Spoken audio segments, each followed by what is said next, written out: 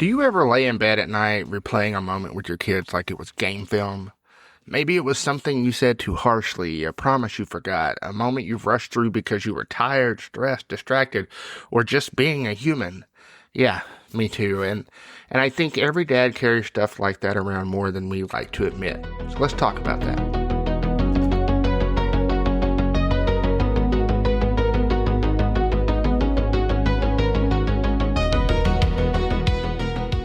Welcome back to Mostly Me, Occasionally Wise, the podcast where we talk about life, nostalgia, parenting, movies, mistakes, and all the messy things in between. I'm your host, Brian, and in today's episode, we're talking about something I think almost every father feels, but not many dads actually say out loud.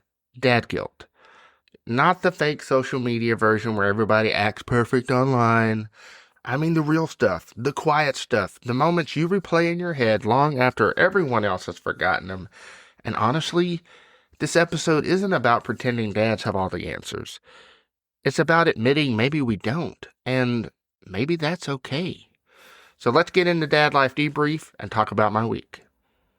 If you're new to the podcast, Dad Life Debrief is an opportunity for you as the listener to hang out with me outside the radio airwaves and experience life of being a husband, a father, family man, everything in between. This week was all about Becca. It was Mother's Day weekend. I approached the boys before Mother's Day rolled around, and I wanted them to decide what they were going to get Mom this year without any input from me. So they knocked it out of the park. It melted my heart what they came up with. Friday night, the 13-year-old wanted to spend some one-on-one time with Becca. So they went and got their toes done. After that, they got some boba tea. They came home, said goodnight to the 4-year-old, and then they were off to play racquetball. Becca was so tired afterwards, but you could definitely see the glow in her face. It meant the world to her. Saturday rolls around. It's all about the 4-year-old then. The 4-year-old and Becca love going to the farmer's market. And they always come home with something, usually fresh cookies for Dad, because I'm a cookie monster. I love cookies, especially farmer market cookies. I don't know what it is, if some sort of voodoo magic they put in those cookies. By far, some of the best cookies I've ever had, farmer market cookies. If you've never had any, find your local farmer market and go. So Becca and the 4-year-old went to the farmer's market, came home and rested for a little while, and they got back out, got some pineapple whip. Sunday rolls around. We go to church. Had a fantastic time at church. The message was just amazing as always. We come home. I have to rest a little bit because, unfortunately, I have to work Mother's Day night. The boys decide that they are going to take Becca fishing while I'm taking a nap, and they had a great time. They all caught a fish. Fortunately, the rain never came, so they caught a break there.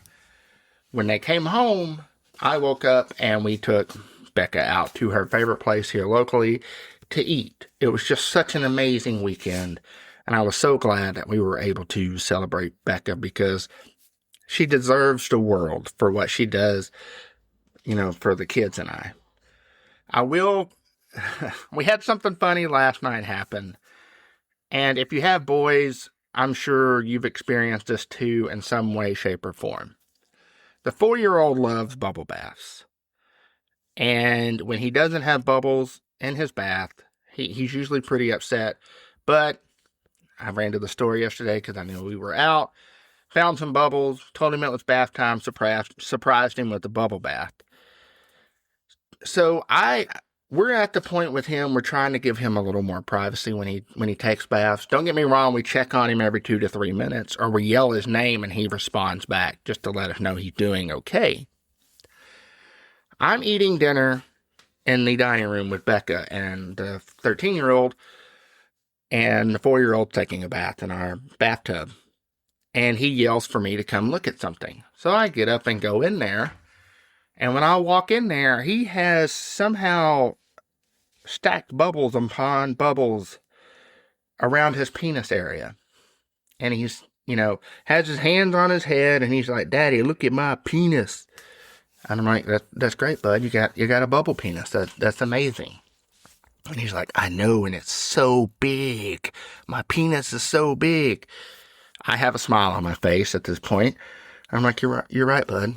Your penis is so big. You have an amazing bubble penis. And of course, he smiles and then he sits back down. So it's little moments. It never fails. We have little moments like that weekly. And this week, it was all about bubble penis. Now let's talk about dad guilt. I don't think good dads are dads who never mess up. I think good dads are the ones who care enough to worry about it afterwards. The fact that guilt exists at all probably means love exists too. Let's be real, bad fathers usually don't sit awake wondering if they're doing enough. The dads that are trying their hardest, those are the ones that are carrying the weight. And maybe we need to give ourselves a little grace sometimes. Not excuses, grace. And there is a difference. Which brings me to my first point. I think one of the weirdest parts of becoming a father is realizing the pressure never really shuts off. Even when you're sitting still, your brain isn't. You're thinking things like, am I providing enough? Am I present enough? Am I being patient enough? And the one I think about a lot is, am I screwing this up somehow? Because as a dad, it feels like it kind of feels like you're being responsible for people you love more than yourself, while also trying to figure it out at the same time. Nobody hands you a manual for this stuff. You're just out here winging it with love, exhaustion, a whole lot of caffeine, and of course, the occasional panic. And the crazy thing is, most dads won't even say when they're struggling with guilt. We joke and said, we deflect, we say famous phrases like, "Oh, they'll be fine."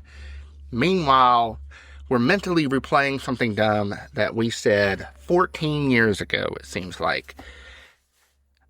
The invisible weight really hits hard because of my situation. I'm in a unique situation because our boys are adopted. And with the 13-year-old, he has past trauma. So the dad guilt game is strong with him. I want to be the best man, role model, just male figure I can be for him. There's a lot of distrust there because of what has happened in the past. So it's hard for him to lower that guard and let me in sometimes. And that's sometimes where we clash, because I'm trying to be all of these positive things for him. It just doesn't land sometimes. I can be met with a pushback, or he just acts like he just doesn't care, and that bothers me. And it's not his fault. It's the people in the past before he moved in with us. It's their fault if we're pointing fingers. I forget that sometimes, and like I said, I get frustrated, and that frustration starts to show, and sometimes it leads to an argument. And of course, my amazing wife oftentimes has to reel me back in, and she's like, "Hey, you have to remember his past, and it's not done out of resentment towards you. It's just he doesn't know what it's like to have an amazing dad like you are." Boom. Dad guilt hits. I feel awful probably the rest of the night. So this invisible weight thing, it sticks with you. And as far as dad guilt is concerned, it's a big one. It's a heavy one. My next point. You know what really gets you as a dad? It's usually not the giant moments. It's the small stuff. Missing bedtime because work ran late, or saying "not right now" too many times, being distracted while your kid is trying to show you something incredibly important, and it could be a drawing of something that looks like a haunted potato, but to them it mattered.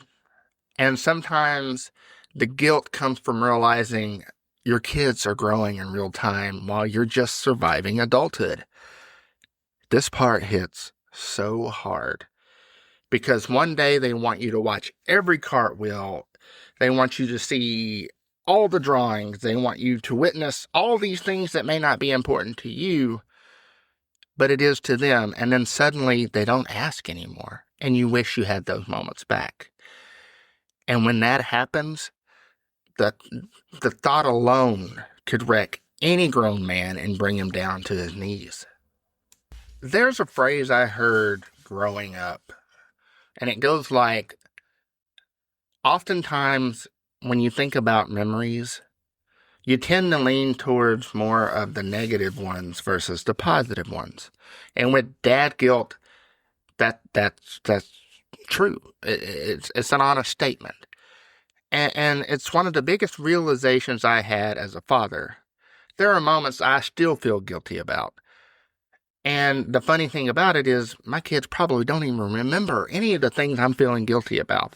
You know, it could be a rough day, a sharp tone, missing something small, being distracted, working too much one week. Meanwhile, your kids probably remember moments like laughing with you, movie nights, the dumb inside jokes, the awesome bedtime routines, the random trips to wherever you're going, and just the way home feels and always has felt. Kids don't usually grow up remembering one imperfect moment. They remember patterns. They remember love. They remember presence. They remember consistency. And I think dads forget that sometimes because we grade ourselves way harder than our own children do. Another one that really hits hard is this point here. You know, I talk with Uncle Rob a lot about having boys that we've adopted because he's adopted a kid of their own. And I beat myself up about all the bad things, you know, that I should have done better. I should have handled this situation better. I should have approached it in this manner. But one thing he always circles back around to is celebrate and enjoy the small things. Yes, there are going to be moments where it's intense, where it can be chaotic, where you're going to clash with your kid. And when that occurs, you're not perfect. You're going to mess up. But when that occurs, take a moment, step back, and just celebrate the small things, the small moments you have with your kids, because they're not going to remember, you know, when you've messed up or how you should have approached certain things unless you just did something major. They're going to remember and cherish all the small moments. You know, they're going to remember, like I said, the love, the presence, and consistency. So Uncle Rob, thank you for that. Thank you for giving me that quote. It's something I have never forgotten, and it's something that I try my best to remember daily, and your guidance through all this has been amazing. Here's a conversation a lot of fathers have quietly with themselves, me being one of them. How do I take the good parts from my childhood without repeating the bad parts? Because whether we admit it or not, a lot of us grew up saying, when I become a dad, I'm going to do things differently. Maybe your father was distant, maybe he worked all the time, maybe he had a short temper. Maybe he did the best he could, but there were still things that stayed with you. And then one day you become a father, and suddenly you understand how hard life probably was for him too. And that's the confusing part, because you can love your dad and still be trying not to become him in certain ways. It's a weird emotional balancing act that nobody really honestly prepares you for. Sometimes I catch myself saying something exactly the way my dad would have said it. The same tone, the same reaction, the same frustration. And when that occurs, I think I beat myself up the hardest. And you know, after those things happen, immediately you start thinking, no, that's not how I want to be.